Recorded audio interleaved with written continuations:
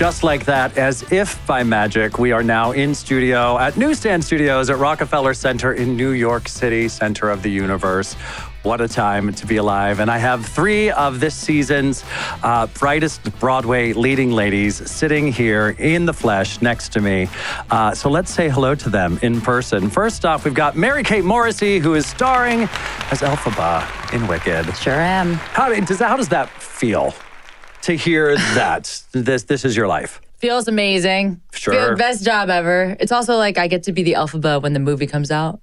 Which is kind of a thing, right? It is absolutely freaking wild. So everybody's coming and it's just like, it's amazing. What is kind of the buzz? How is that affecting your life? Are there events that you're attending because the film's coming out? Is there just more pressure on audiences coming in or what? I would say like we have Joe Mantello coming next week to brush up the show with us. Okay. So that it is set and ready for when people are flocking to see the show before they see the movie or reminding themselves how much they love the show after seeing the movie. I think it will be a boost to the box office like Wicked needs it. I think it'll be like the most people seeing it in a long time. I think so too. My boyfriend has never seen Wicked.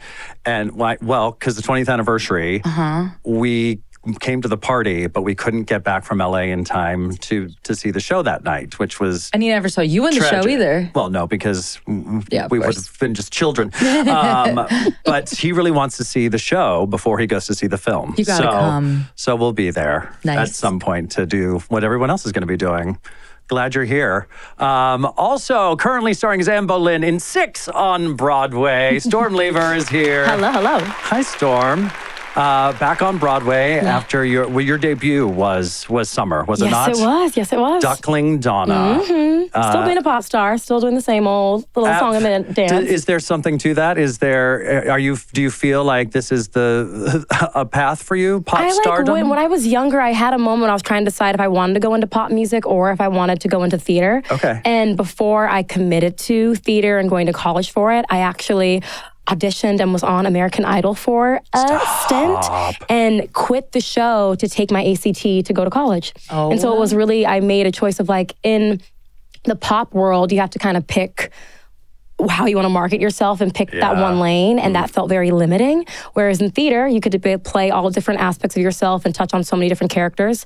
And that felt more realistic for a 17-year-old girl that didn't really know herself yet. So yeah, I stuck with theater, and now I'm still doing pop. Well, it seems to me like maybe this was a good decision. It seems to be working out just fine. And rounding out our panel today, talk about dreams come true. She is Aladdin's Princess Jasmine. Sonya Balsara is here. Hi. Hello. Hi. How does that feel to hear? Crazy. It's so crazy. I played Jasmine when I was 12 in Aladdin Jr. I feel like I read this. Yeah, And what a kooky full circle situation. Yeah. How has she evolved since you did her in Aladdin Jr.? Well, our carpet isn't sticks with like a sheet flying behind me anymore, which is lovely. We're like fully in flight. You sure are. No, it's like, it truly is the most magical show. Like there's magic tricks and we're on like visually it's so stunning. It's a dream. Yeah. That whole new world sequence in the show is just plain magic. It really is. You forget that you're in a theater. You probably don't. Yeah. Well, no, I do, because it really does. I mean, for me, it's like the dream is to look out at the New Amsterdam audience and like it's so beautiful. I mean, you feel like you're in a theater, but you also feel like you're on a carpet. You watch the movie growing up, you never think you're going to experience that. So no, it's too much. The head explodes. Yeah. Yeah, with all the time that I spend on a carpet is many years ago after a night out drinking, which is very different. Now, have the three of you had the occasion in our world full of benefits and community events? Have your paths crossed before? Have you seen each other's work? Or is this the first time meeting all around? Our paths have crossed. I haven't had the pleasure of our path crossing, but can't say that after today. Yeah. Same. But I've heard about you guys, and you're both amazing. So happy to be here with you today. Likewise. Do you know where your paths crossed? Many a concert, many have been a fan throughout the years. I'll like out myself, like, you're so freaking stellar. And so thank you, Instagram, for letting me stalk stellar humans for years and years. And now you're back in New York and can stalk you in person. And Bro, we just became best friends? Yeah, you're fantastic. Did you just call her bro? That's non-gendered. No, of course, it's definitely not. That's the butchest thing that's ever been said on this particular program. So I'm glad you brought it to us. Isn't that crazy that you can arrive together here and have such a wealth of knowledge of each other because of social media and Instagram? Do you feel like it's kind of changed as far as what we are able to watch as far as bootlegs now that are all pretty well accepted on Instagram? You see 30 seconds of every alphabet. You see, everything's out there. Mm-hmm. Yeah, I mean, it's great. When I saw the email come on, I immediately was like, oh yeah, because I had never met you before. And then your Broadway.com video just came up and I was like, oh my gosh, she's so amazing. So I was really looking forward to meeting you. And I remember singing, we must have done like Broadway Sings or something like that. And I remember being such a fan too. Like, she can wail. So it's, yeah. The social media aspect of it can get weird sometimes in this industry too, because there's so many humans that you have to remember what the relationship was. It this random thing that I met you at years ago? Is it just me up at 4 a.m. scrolling too long and becoming a fan over that way? But I have to remind myself that I do love it because of the access. I think of myself when I was younger, living in California. I didn't have access to theater. And if I could see more theater when I was younger, just by picking up my phone, how, that just would have given me, just a wealth of more theater knowledge. And now kids have more access to seeing theater, even if you're not in New York. Yeah, I don't think I would have left the house at all as a child. I would have stayed home watching, I would be in, wormholes of theater videos all day long, all night long. 100%. That's where I would have been. Now that we're all acquainted and cozy, we like to shake things up with a game, get ourselves loosened up, break the ice a little bit. So there is a absolutely fantastic book that exists out there. It's called A is for Audra. Are you familiar with this book? It was written by John Robert Allman with illustrations by Peter Emmerich. It is adorable, so everybody go buy it and please sponsor our show. A is for Audra. But I thought we would try to do our own A is for Audra experience here in studio. So what that means is we are going to go around alphabetically and name famous leading ladies. Love it. Whose names fit into the letter we're on. I say be creative with it. Let's not be too staunch about it. Mm-hmm. So we'll give us one for free, and I'll play as well. Thank you for participating. Is that okay? Are we going like in a line, or is it like shouted out? Is it like points? I don't know names. I thought we would go in a circle. Okay. Fine. But you know what? If it you contest? Can you be like, what about this one? Oh, I hope you do. Can we phone a friend? Thank you. Let's see what happens. Great. Okay. If things devolve into abject chaos, we'll do what we have to do. Because under pressure, these things blame. Hold on, everyone just give personally. me up. Right? Do we know any names? And, okay, we're ready. It's my favorite warm-up. I'll start. A is for Audra. B is for Bernadette Peters. Yes. C is for Carol Channing. D is for Donna Murphy. Contest. Oh. Donna McKechnie. Oh, sorry. Wow. I have to. She's my marble. Oh, okay. Yeah, you have to. She would get you. She'd come out of her dressing room like, I heard you said this. She'd fan. She's got an extra bone in her neck, so she could give you a whiplash. She never calls out. Let's see. E is for every great lady who's ever graced the Broadway stage. Nice. E. Elaine Stritch. Elaine Stritch, of course. Thank you. Oh, that's a good one. Ethel Merman. Shame. No shame. No shame. Bad gay over here. Ethel Merman. Oh my God, what's wrong with me? E, I can't even think of F. F. Faith. What about like? Yes, no. Faith Prince. Was she on Broadway? She was on Broadway. Oh yeah, she's a Tony winner. You bet. Yeah. Faith Prince. Okay, great. See, we're phoning friends. We're helping. I think you're absolutely right. I think the gloves are off. Get in there where you can. We're A, B, C, D, F. G? Yeah. G. The great Gwen Verdon. How'd you know? Yes. H. Heather Headley. Sorry. That's got to be Heather. Sorry. Headley. It's gotta be Heather Headley. But we'll give you I. That's an easy one. I Idina Menzel. Idina Menzel, Hij. Jennifer Laura Thompson. Oh, yeah. Yeah, Okay, Kristen Chenoweth. Sure. LaShawn. Yes, LaShawn. Shoshana Bean. Yeah. She was my Alphaba. Yes. JKL. M. Marin Maisie. Oh, did I say Yeah, You I jumped. said S. You just jumped. You jumped to S. That's okay. I panicked. You're like LS. LS. D, and that's what it feels like. Right. All right, so we're N. N would have to be the great. Natalie. There's got to be a Natalie somebody, right? Wait, others. Nell Carter. Nell Carter. Ain't misbehaving. Nice. And then Orfeh. Orfeh, baby. Ooh, Orfeh. Orfeh. Okay. P. P. Yeah. We're doing great. We're doing great. P. Patina Patina Miller. Miller is a good one. P with Q. Q is hard. Q is very hard. Could we pick Joaquina? Does LaCusa count? Huh? What do we do? Joaquina, but it's in the middle of her name. Yeah, absolutely. Yep. Okay. 100%. Q R. R. Like a pirate would say. Oh, Renee Elise Goldberry. Duh. Oh, yeah. Nice. Yeah. Love Q her. R S. Stormlever. Oh, work. If you're not going to toot your own horn, who's going to toot? QRST. We could stay in Wicked Land. We could do a Teal Wicks. Teal do Wicks. Teal Wicks. She's out of it. And Julia right now. T-U. The great Uta Hagen. Oh, yeah. Love her book. T-U-V. I was going to say Anna Uzelli, right? Isn't she? Yes. Little six girly. Love her. Wait, what's mine? V. It could be Jessica Vosk. Vosk. Absolutely. Nice. U-V-W. Whoa. Adrian Warren. Ooh, Adrian Warren. Warren, comma, Adrian. Warren, Adrian. Sorry. WX. No, you're just going to have to make some shit up now. Ooh, that's a tough one. Does X-Tina and Burlesque count? I don't know. Yeah. Is that a stretch? X-Tina Applegate?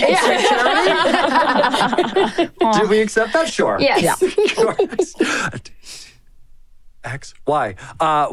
Why? Because we love them all. Why? Michelle Yeoh, Michelle Yeoh, Madame Morrible in the film. right? Yeah, absolutely. Nice. Does that count? 100%. It's gonna Otherwise, count the game will today. never end. Yeah. Z. Karen Ziemba. Ziemba Carrier, who's also been on our show. Well done, everyone. Well, that's stressful. That Yeah. was terrifying. Whose heart rate is Meanwhile, in my the head, green I'm like, I zone? didn't say Jackie Burns. Like, I didn't say, I'm like, who did I say? I didn't say Are Nancy we going to get hate Opal. mail from all the leading ladies who We're weren't so mentioned sorry. in our I didn't say game? Michelle Great Park. woman we forgot. Oh, Michelle Park. That's a dame. Oh, Michelle Park. I think Amazing Maisie is one of the greatest vocal performances on a cast album ever by Michelle Park in Seussical. If you haven't listened to it in a while, everyone listening, do yourself a favor, listen. It's magical. Well done, everyone. There's you. 3,000 points apiece, so you get to pick a prize behind the counter at the end of the show. Nobody gets to sit in studios like this and chat with each other without first being a theater fan and being a child. Most of us were children at some point, and I always like to know when that theater bug bit ya. When did you look at the stage and go, I want to be a part of that? Or what did you watch or see? Sonya, let's start with you. I think that I threw my parents for a loop when they took me to a local production of Oklahoma. Oklahoma. And I then rented the DVD and got a notebook and paused and played the movie and wrote down every single line. And then I held auditions at recess and I cast the show. And then I held rehearsals. It was an all-female cast, obviously. And Finally. Would love to see it. it was great. We put it on in my living room. And I was also Lori. I have to wonder if that was the catalyst for all of it. Right. Yeah. Doomed. My parents were like, oh, we're doomed now. There's no other way to go. I want you to know, female cast or not, what young man would have been knocking down your door to audition and be in that? Is this one over here? I would have been like, except for me, right? Because I made Annie. Well, I was going to say an Eller. And how dare you? How very dare you, Mary Kate Morrissey? And was that it? It was just off to the races? Yeah, I mean, my first Broadway show was Beauty and the Beast, and I saw Kirsty Carlson, Ray Romano. Oh, yeah. Oh my gosh. Which was very cool. Like, Kim Possible is also my belle. Yeah. And yeah, like became obsessed. We didn't have what kids have today, which is what you're talking about. And so I think that we had to be so creative about, I mean, I had like karaoke, like bad karaoke CDs of like all my favorite shows. And, you know, it was an obsession. Yeah. Like fully. Oh, yeah. I used to go to the public library and check out CDs, and I would just go with the sole purpose of like finding new musicals. So I was like, I don't know what A Sunday in the Park with George is, but I have to know. And would listen to it at 12 years old. Gay. How about you, Storm? I got the bug. I watched a lot of, my mom would sit me down and have us watch DVDs of different musicals. The first one she had me sit me down and watch was The Sound of Music, but I don't think I really saw myself in it until that Cinderella with Brandy and Whitney Houston, and I was hooked.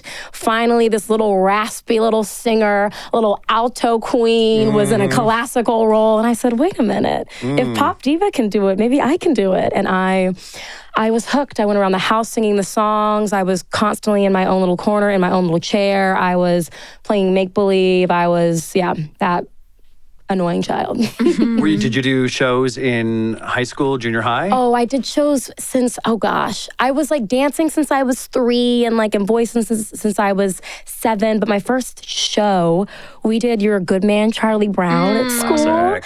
And I played Snoopy. And it was hot dog. Adorable. Yeah, thank you so much. I know you weren't there, but it was adorable and it was fully committed. I wore the ears. I studied dogs. It was, fantastic. It's a star turn, if you will. I studied dogs. Oh my God, you're so method. Speaking of Uta Hagen. Truly, yeah. I love it. How about you, Mary Kate? My family is very art-centered, but very business impact. My dad was the first to go to college. His parents were off the boat from Ireland, and my grandfather sang on the Irish radio in Philadelphia, and also like worked the night shift at the Acme. And so storytelling and singing has been in my family for a long, long time. And we growing up had to like learn songs, like learn an Irish song, so you could like stay up later and also like make all the parents happy and make all the, you know, they're all like drinking their whiskey, and it's like truly out of a movie, like a sing song. And so I learned singing through storytelling that way. Yeah. And then I just loved it. And I think I loved that everyone loved that I loved it too. And so I kind of carry that with me as like my first like intro into it would be like on the stage of my grandparents' table, like singing some like little Tell Me Ma When I Go Home. Did you know at that age that you were very good at singing? They told me I was good, so I believed it. Sure. Yeah. Well, they were right. I truly believed it. I believed it so hard that I remember lying to get my first solo, which was Hark the Herald Angels Sing in the kindergarten pageant. I was like, I know the words. And truly, I went home and I was like, I got the solo, but I have to learn this song. Aren't most of the words Gloria? Is that the one that goes, Gloria? Yeah, it is for sure. Yeah. That's a good one to lie on, though, because you got halfway through. I was like, my grandparents are coming. They need to see me on the mic, not in the background, okay?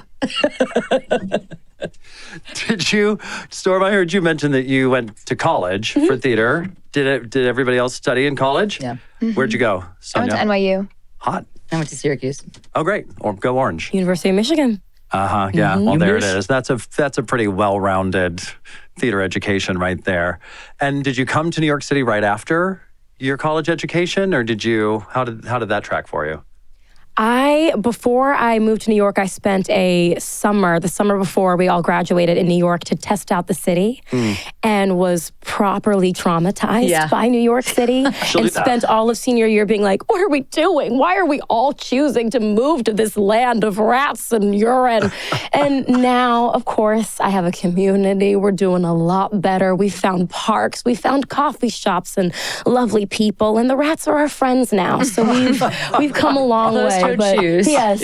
But I did my little test run, and before I knew that there's life outside of Midtown, I needed to, expand my horizons. You got to expand your borough ship a little bit, I think, for sure.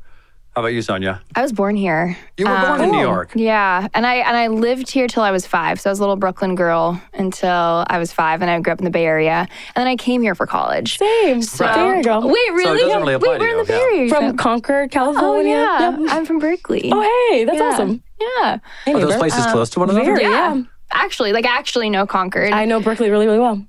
That's crazy. Oh my God, twinsies. But I always loved New York, actually. I even liked the dirt. I was happy to, I don't know. And maybe it's just because I grew up around it. And so it was familiar to me. But I grew up in the beautiful Bay Area. And I was like, ugh. It was, you know how when you leave New York, you feel like you've left the epicenter of the universe in a way? Yes. I felt that way my entire childhood. And so I would always go back. People had sweet 16s. My only wish for my 16th birthday was to go back to New York. And that's what I did. And I saw a Broadway show. And that was all my family lives here. So I just stayed with family. And it was, but I've always been a New Yorker, I guess. That's, you don't get many of those, right? Yeah, When you're talking to Broadway actors. How about you? Do you say, I'm going? Well, Syracuse does an immersive program for the last city? semester of your senior year. Okay. So that's when I moved to the city, and you take classes at BDC. Whoa. And one of your classes is to see 2 Broadway shows a week. And then on Friday, you come in and talk about what you thought the direction was and if it was executed. You kind of learn how to talk about shows with peers. And it's that I think is really cool. And Daisy Prince was my mentor because she taught our musical theater class. So that's sort of the best part of Syracuse's program is this Tepper semester for careers in theater that you come and you're actually working with on-camera teachers who are casting things right then and right there. I have a friend who walked right on to Death of a Salesman on Broadway. Oh, because it was just I have a friend who walked right onto American Idiot on Broadway just because we were there and in it. Ensconced in it. Then what happened is I was I'm staying. I'm never leaving. This is my favorite place in the world. I moved in with a Craigslist sublet in South Williamsburg. It was a naked yogi. Yeah. Didn't know. They had a dog. It was absolutely, talk about humbling. I worked at Tortilla Flats, if you remember Tortilla Flats. I do remember Tortilla Flats. I was on the house drinking team. Oh. This is what they called our wait staff. It was absolutely terrible. MVP. Truly.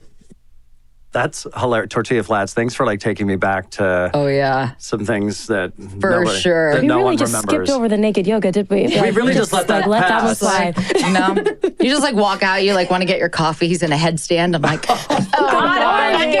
going back in. Wait, how long did this situation last? Just a summer. Mm-hmm. And then I moved in with my friend Robbie Simpson on the Upper East Side. Okay. For a year. Yeah. Okay. I hope he's doing well now. I hope he's great. Yeah. I wonder how that dog yogi? is. Yeah. I think they're always okay. I think they Do are. you know what I mean? I think that's the whole point of being a naked yogi. He's They're better always than me. He thought he's zen, 2 not feet on the worried. ground, not really bothered. Probably has another dog or the same dog who's also naked, incidentally. Now, fast forward to you're here. You're on Broadway. You're in these plum roles, these kind of dream roles. What is the pressure that you feel arriving in a place that maybe you've only dreamt of? Particularly, I know some of us have been on tour, I know, and coming to Broadway has a whole next level effect on somebody. Do you feel the pressures of that stepping into these roles? I think there's a responsibility, especially I think at least playing Jasmine, a lot of people look to Jasmine as their princess, especially little brown girls. And I am mixed race also. I grew up, my dad's from India and my mom's American and white American. And I think there is a pressure to show up for those kids. For me, I look out in the audience and I see brown families coming all the time. And I know it's because they know that there are Indian people on Broadway in this show for the first time. And for the last 2 years. And I think I want to, so when I went to see the show with Malia Kell in it, when I was coming in to replace, I had never seen an Indian person be that good. Like I actually started weeping because I was like, oh, you're here because there truly is no one that can do this like you can do it. Yeah. And I had never, I'd seen Indian people in like supporting roles or funny roles or, these ideas that people have of the tropes for, and to see him take up that space, I was like, this is a different kind of responsibility because you're going to change kids' lives and adults, actually. He's so good too. Unbelievable. Talk about a performance. Truly. Oh, and ugly. Those abs. Not an ab in sight. He's abs from the chin down. Yeah. It's really...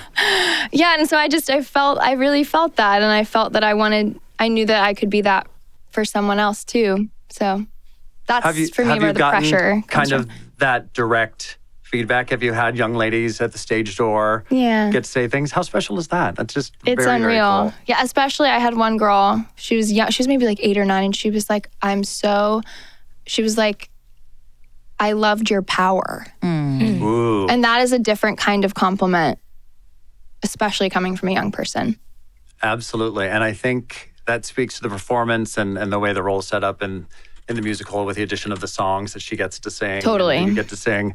That feels very kind of antithesis to what we thought of as Disney princesses maybe in our youth. Yeah. Right? With the power side of it. That's great. Yeah. I love that. How about you, Storm?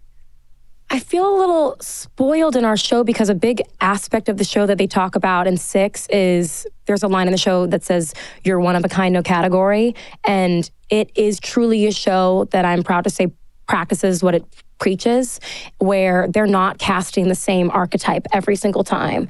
Yeah. And when we joined the company, our cast that's currently on Broadway, the Onstage Queens, we all were a part of the touring company starting 2.5 years ago. And at the time of us being cast on the tour, there was 11 productions of 6 all throughout the world.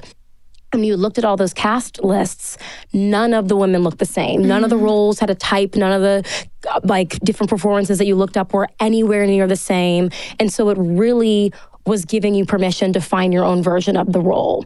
And so in my time of 6, anytime I have that little voice that comes in that we all, I'm sure, have, where you have the imposter syndrome or you question if you should be taking up the space, I'm always reminded that you are given the permission and you're allowed to take up the space. They want to see what's uniquely you. They're encouraging you to be uniquely you and not to try to fit a mold, which, again, I don't think always is what is found throughout theater. I think a lot of times they, especially a long-running show, if you're lucky to have that, they pick an archetype.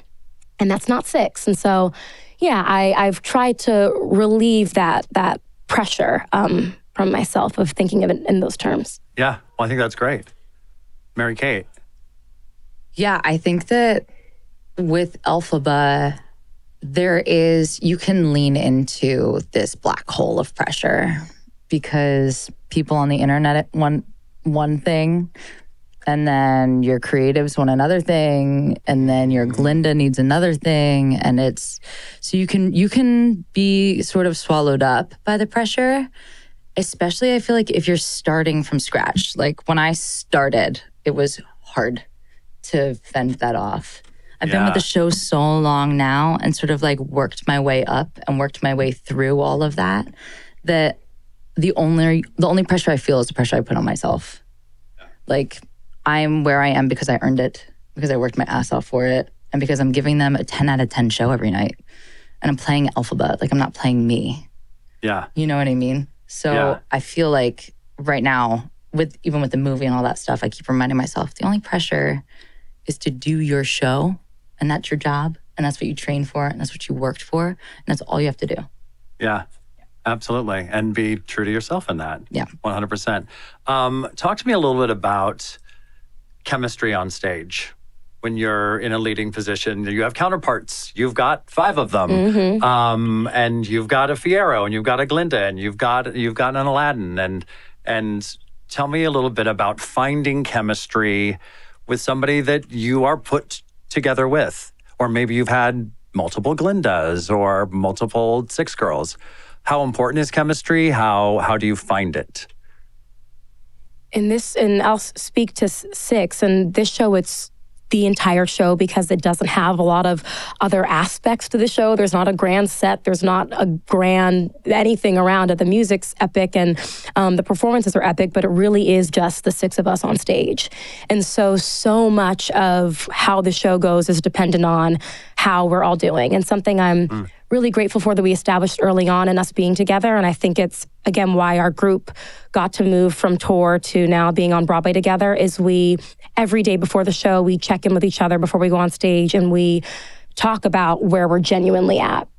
So we can know before we start this together, like, I know the person that I need to lift up tonight, or I know the person that I can lean on tonight. I know the person that has more to give or less to give. And I think we got really comfortable with being honest because every day you're going to be in a different place. You're not going to show up to the theater in the same place. And I think we had this narrative for a lot of my development in theater where you're supposed to leave your baggage at the door.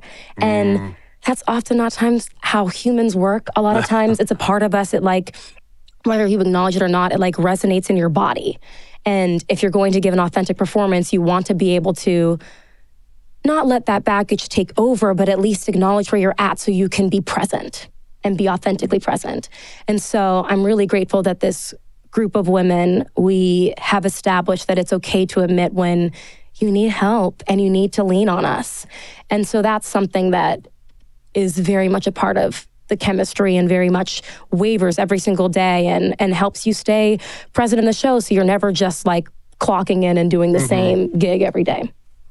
Yeah, and do you find, and I've heard this from people before, is there an avenue in which you can use that? I'm walking in with a little chip on my shoulder against the world today, and all of these characters are up against challenges. Are you able to channel that into your performance and maybe find some catharsis that you didn't know you would find sometimes? Oh, absolutely. Absolutely. That's one of the, I'm sure you guys can speak to that. That's one of the gifts of what we get to do is it is the free therapy session every single day when I walk onto that stage of you're going to watch me process whatever is going on. And because I'm authentically processing, hopefully it'll help you process whatever you're going on in your life. And as long as you bring that authenticity to the stage, hopefully it'll resonate with somebody else.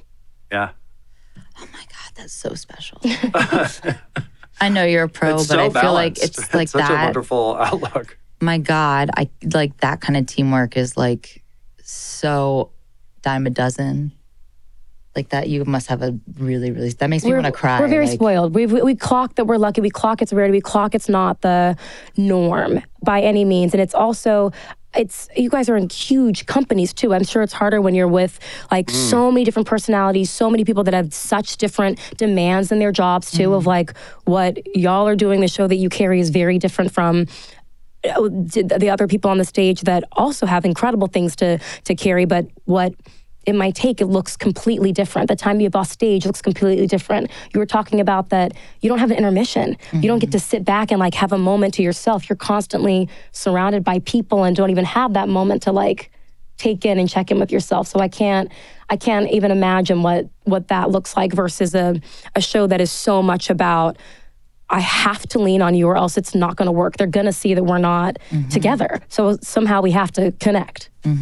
But it's the difference between when you clock in, you're clocking on. Yeah. That very is much so.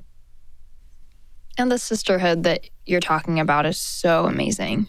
And also, you get to work opposite a woman and find that camaraderie. I'm the only female principal on my show. And I feel it. Even just being in a room with women is so amazing. Because I love the women in the female ensemble and I go upstairs all the time and hang out with them. But it is different when you get to look at another woman in the eyes and be like, I got you. Yeah. And I feel the absence of that very much so. So it's really cool to hear you listen or hear what you have to say about that too. How do you handle taking your day-to-day experience maybe into how Elphaba rides the ride that yeah, night. I feel like you have to hop on, but you also have to. I've always heard other alphabets talk about how it's a train and you got to get on or you're going to get crushed, kind of. But I feel like it's a train and you got to get on and you got to steer it, like, too. So you have to kind of get everybody else on board as well, no matter where everybody else's day is on. And sometimes it's like pulling teeth. You know what I mean? We're in a long-running Broadway show. You got to really, I'm like, all right, y'all, I've got all of you on my back. Now let's go. Here we are. And all that is like showing up and turning on, because if someone else sees you on and alive, then they feel like they have to come up to it. Yeah. And so I really feel like that's my purpose, is to like help people like show up for themselves and show up for the character that they're playing. Yeah. You know what I mean? That's a lot to handle emotionally and kind of spiritually. Yeah. In an exhausting physical and vocal show as it is. Yeah. Because that was one of my questions later on, is how do you kind of interact as a leader in your show? Because I believe in that. And I think we talked to Alex Brightman about Beetlejuice, and you know, he would make the rounds every night around backstage and check in with everybody and see where everybody was, so we would know exactly what you're saying. Where are we tonight? And how can we get to where we need to be for this audience and for this experience? And that's taxing itself, isn't it? It is. It's gotta be. Wildly, yeah. Yeah. I feel like I'm built for it. Like, I am a Gemini, so I want to come in and turn on in a big way, and then I want to leave and I want to turn off. And then I recover. You know what I mean? So I'm built for that, like 4 hours of like intense focus. And then everything else kind of is just like sleeping. Steaming, steaming, working out, naked yoga, drinking water, stressing. Yeah. How about you, Sonya? We have a lot of Aladdin covers, and lately they've been going on a lot. And so I think that is something that's really wonderful, because I wish I got to be more of a driver. I will say that, but just the way my scenes are written, I am following. And it's it can be a really interesting experience when you have covers go on, because you're like, oh, how is this? This is landing totally different today.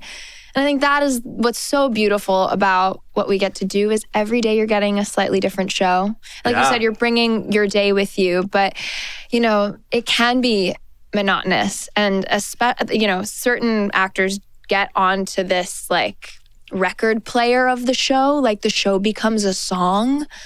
And it drives me crazy, like truly crazy.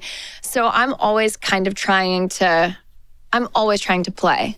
Always. It's called a play. Yeah. Why are we not playing? And we have amazing actors on stage. And so we do get to tap into that. But at the end of an 8-show week, you know, it actually makes it go faster. You feel more alive when you're really being present, you're really taking in that your scene partner. Even the audience is such a huge part of our show, and really allowing them to be a part of the story. I think that it's a challenge. It really is a challenge. It's you can't know this until you've done a long run of a show. Totally. I don't think people who come to the theater have any idea what that is. They're like, how many times a week do you do this? And I'm like, 8. And they're like, what? But even when you say 8, they're going, oh yeah, 8 times singing and dancing, ba-doop, ba-doop, ba-doo. And I think what we're talking about is that it is so very much more than that. Tell me about any sort of practices that you actually employ. You talked a little bit about rest, sleep, naked yoga. To take. I'm gonna start doing it now. This is how rumors get started. I know. Follow Mary Kate Morrissey. Naked yoga techniques. What are some things that you employ to keep your head in the game and keep you fresh for the slog of 8 shows a week? When you get home? I'll speak for myself. It's been a learning curve for me, very much so. And like it's recently developed where we have a strong routine, and I lean on my routine because I was on the road before at the show and did not have the pleasure of a routine. And now that we're seated in New York, we can find a little bit more where it's a lot of, because you're going to go into a space, like you said, where I'm going to be on for 4 hours of the day, and I'm just going to be the most alert, awake, alive, present version of myself. So how throughout the day do I set myself up to be the highest functioning version of myself? So it's a lot of Pilates and water and rest and shutting up while I'm at home and making sure that all my ducks are in a row at home and checking with my fiance and making sure he has all of his stuff taken care of and having the core group of people that I get to hang out with on the days off. And it's a lot of, I think I had this false idea of seeing the fun life in New York City of glamorous. Could you imagine? They're going out on the town. They're going to these events, and they're at a home. rooftop in a sparkly dress. They're tired on vocal rest with a steamer down their throat. They're tired. Their knees hurt. Yes. Yes, and that's okay. And there's going to be a time for the other part. This is just a season of life, and so I'm having to remind myself that this is a season of focus. This is the season of, I'm blessed to have this job, and I'm blessed to get to go home and sit down. And it's okay. I don't have to have the thriving social life that I once had. And my friends still love me, and they'll remember me fondly when they get to see me again, when this is chilled out. Is that part of the deal that you kind of make with the business when you achieve, you get to do roles like this where you go, all right, so thank you very much, Christmas. Thank you very much, birthday parties. We'll see you in 18 months, maybe. Is that something that that's what the contract we signed with the business, maybe? 100%, I think, yeah. I can't even count how many Christmases I've had with my family. Sure. You know what I mean? Like, I've always either been on tour or working but it's also like they get it. They get it because your family gets it, your friends get it because they respect you and they're cheering for you. Yeah. And if your friends aren't cheering for you, they're not your friends. Like, period. So they totally get it. Yeah. I have found in my close friend group that everyone understands that I have to be unbelievably disciplined or something bad will happen to me. I have to stick to my routine. My routine is within structure, there's freedom. I know exactly what I need every single day to get this voice and body working every single day. And every single night, based on how I feel, I know exactly what I have to do to get to the show the next day. Period. And that is what I'm doing right now. And it's not for forever, but what a gift for right now. And I get to look back and say, I did it well. I put my whole self into it. Instead of being well, I really wanted to go to this party. I'm not going to remember that party. I'm going to remember the integrity that I had, Absolutely. So much of this is such a mental game for me. And I do need to occupy my mind with other things. Do you have a hobby? You should play golf with me. You guys should both come play golf with me. I've the never best hobby ever. Played You can't golf. think about your show at all. Not even a little bit. You can't think about your show or anything. All you can think about is the next swing you have to do. That's it. That's amazing. It's you guys. I just feel like Broadway League. Is there a Broadway League? I'm going to start one. You heard it here first. You heard it here first. Broadway I like Girls the Golf League. idea of the open pasture. You're outside. You don't have to talk. It's a quiet game. Bro. I like it. I like that idea. Okay. So I will, this morning, this is going to sound so princessy. I don't, but alas, I wake up and I paint. I have my coffee and I paint.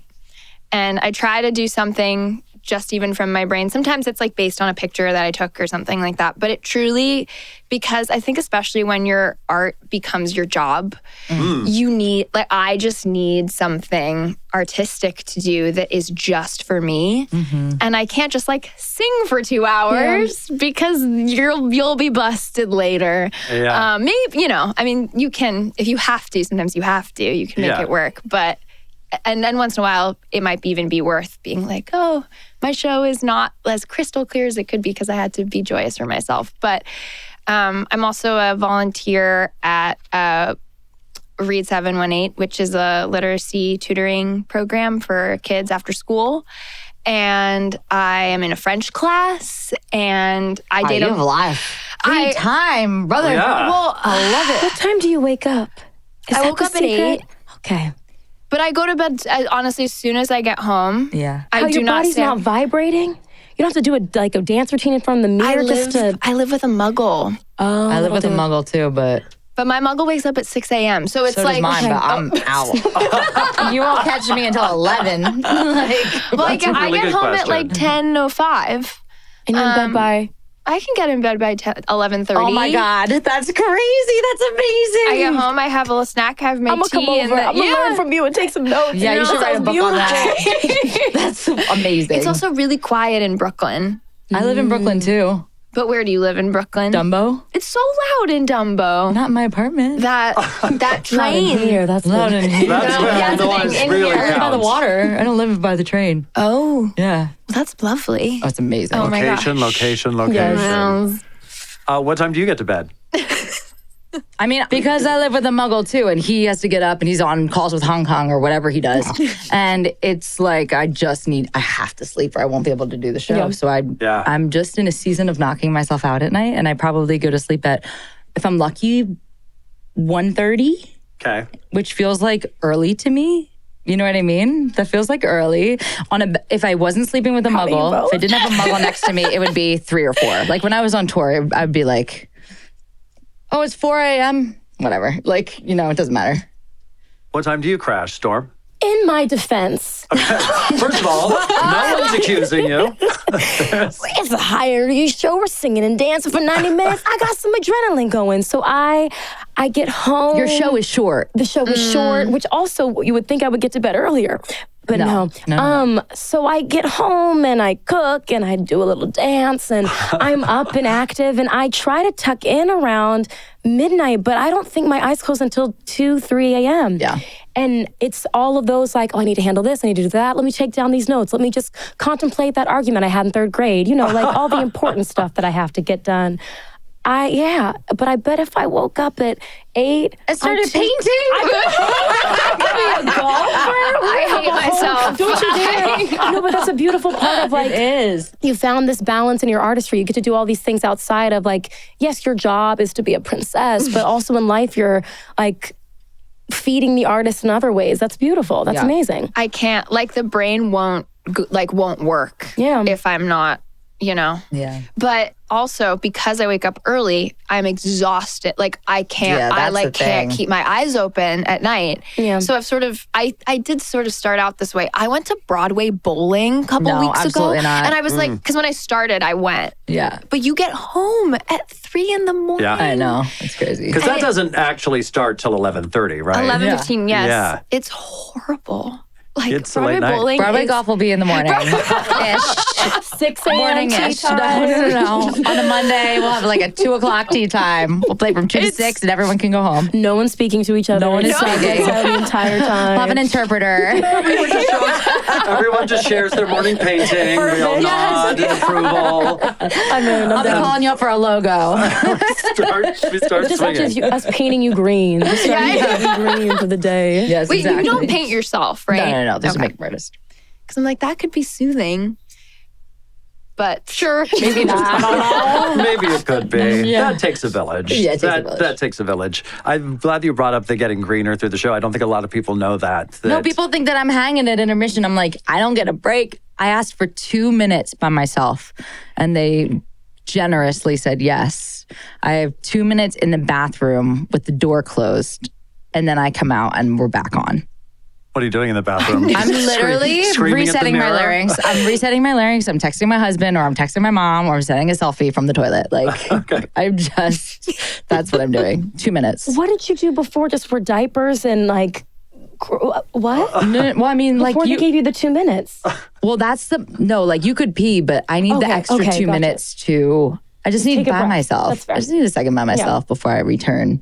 From where you're sitting now and this point in your careers, and we can call these are successes in your career. These are dream jobs. How does this achievement in your life affect your forward trajectory in your mind?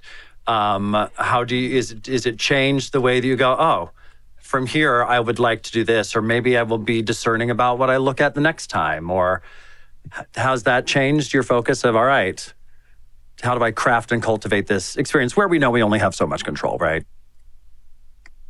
It's opened Question me, marks on everyone's head. It's opened me up in a new way because I don't know if you guys have had this experience of so many of my dreams have come true. And that is such a blessing to say. And I recognize the privilege to say that.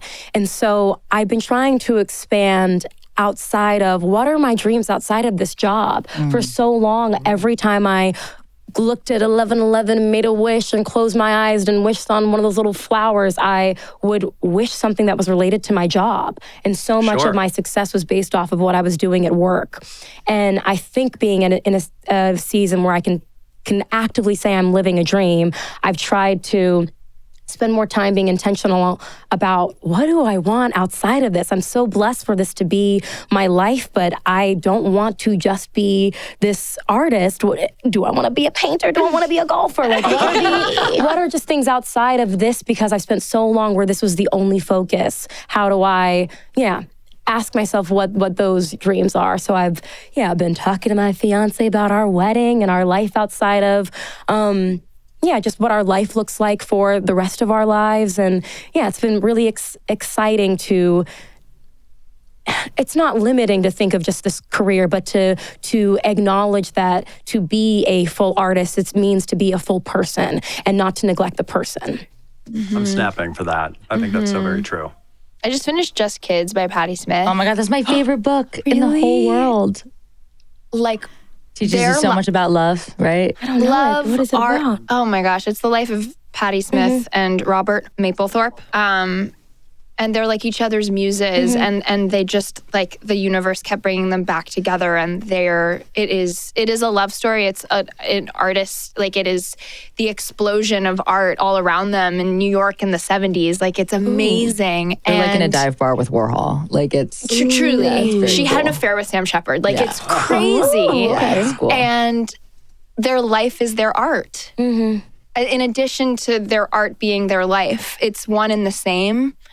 She talks about how, like, there's this opera on as she, like, it's just like constantly consuming the world of there is art everywhere. We live in this amazing city where you turn your head and, oh my God, I was in Bryant Park one day and Deepak Chopra was leading a free guided meditation. That's crazy. And I was just like, nowhere else in the world.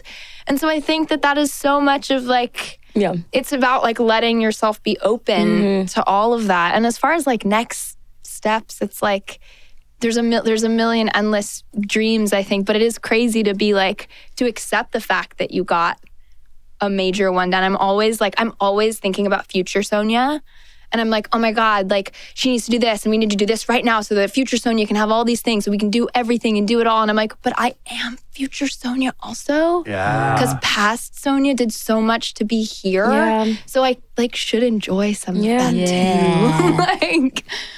like an epiphany recently about that. Yeah. That's very sweet. What are your thoughts on that, Mary Kate? I think that playing Elphaba has taught me a lot about myself and about the world. And the biggest thing it taught me, or it continues to teach me, is that the limit that we put on ourselves is limiting. And we can cross that line easily. And it might be tough, but, like, the limit that the world has for us is so much greater than what we give ourselves credit for achieving.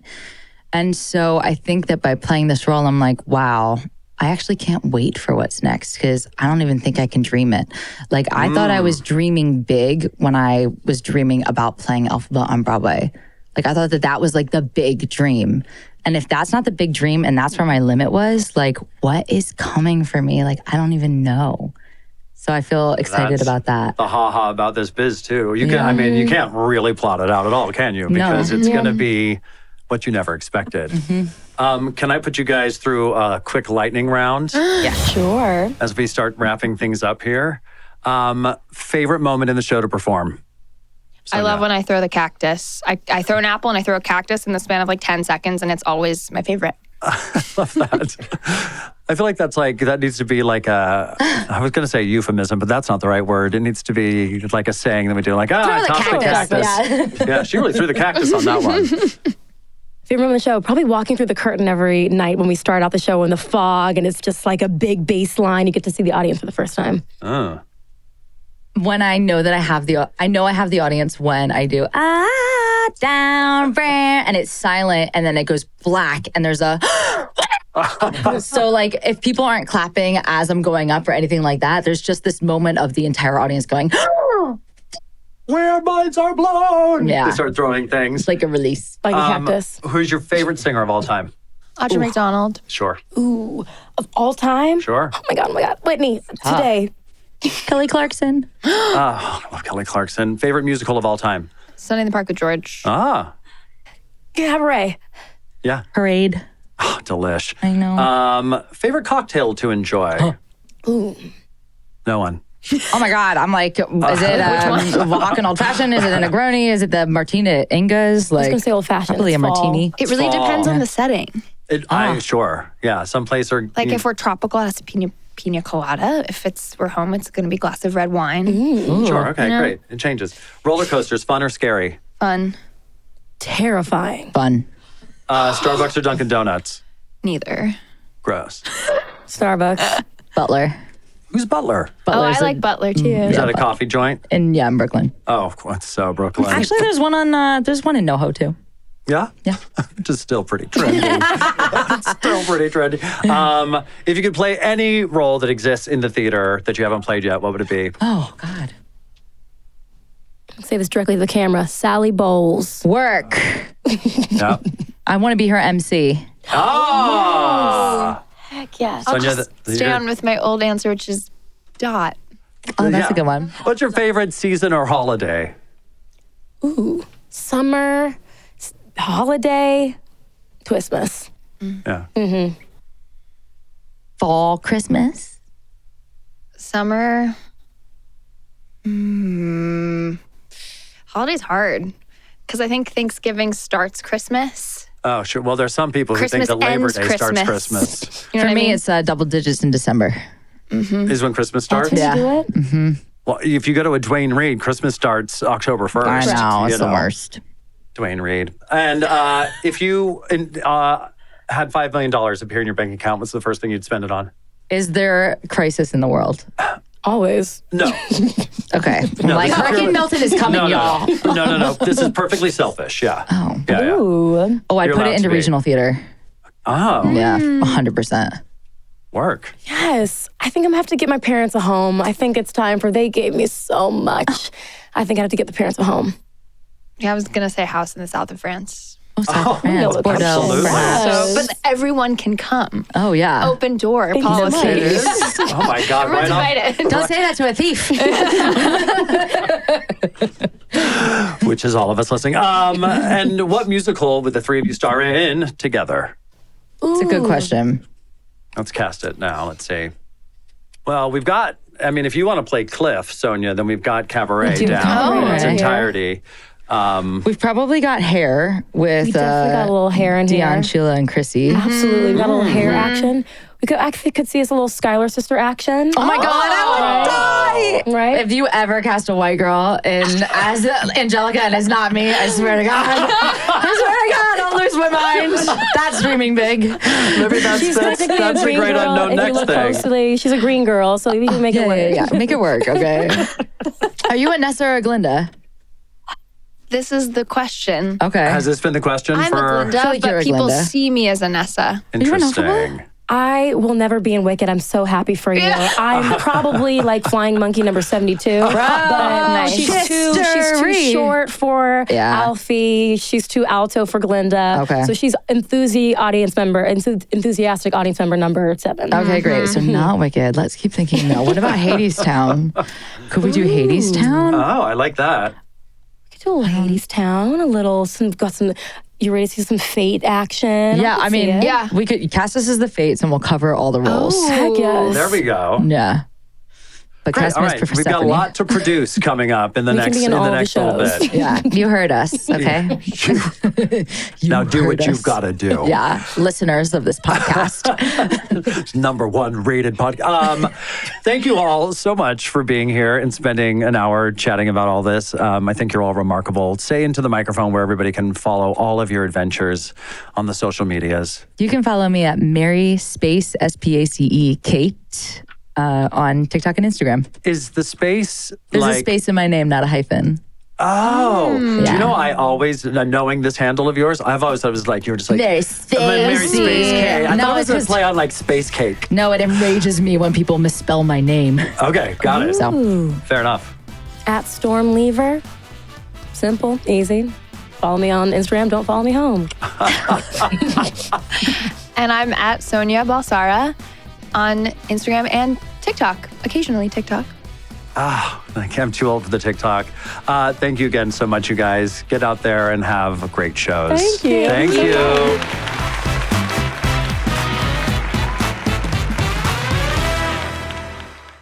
Hey there, friends. Broadway buddy Ben Cameron here again. I wanted to jump on here at the end of this episode and talk to you just a little bit.